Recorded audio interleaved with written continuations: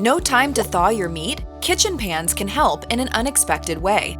There are those who remember to move their meat from the freezer to the fridge in time to thaw for the next day's dinner, and then there's the rest of us. When the time for dinner prep rolls around, we are left staring at a frozen, solid block wondering what to do. Fortunately, there's a quick solution, and all you need is 2 pans.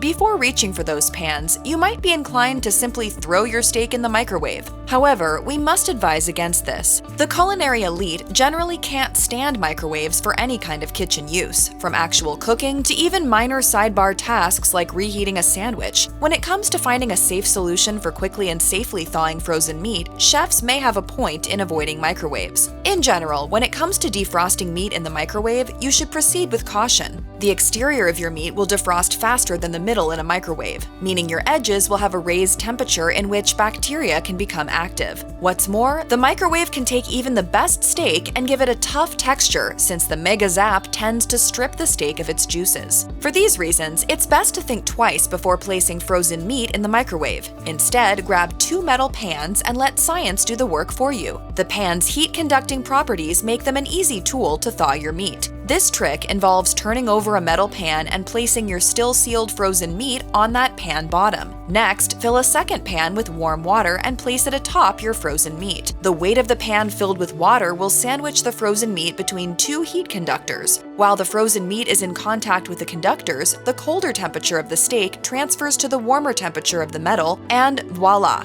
One of the best ways to thaw meat. If for whatever reason you don't have 2 pans to spare, there are plenty of other thawing methods you can try that won't compromise food safety or meat quality like a microwave would. In a pinch, you can defrost meat using the tried-and-true submersion method. In fact, dunking meat in cool water while changing the water every 30 minutes or so can defrost it within a few hours, in much the same way as thawing it on a fridge shelf would overnight. When submerging frozen meat, the USDA advises double-checking that there are no leaks in the seal around your meat. After all, you don't want your steak to absorb water, nor do you want the steak's juices dripping all over your kitchen and creating a bacterial catastrophe. What are sloppy steaks? It's a steak with water dumped on it. It's really, really good. If you choose to use this method, you should still cook your steak immediately after it's thawed, as leaving meat on your countertop can lead to bacterial growth and an increased risk of food poisoning. If for whatever reason you can't cook the meat right after it's been thawed, you should return it to the fridge for safekeeping and cook it as soon as you can.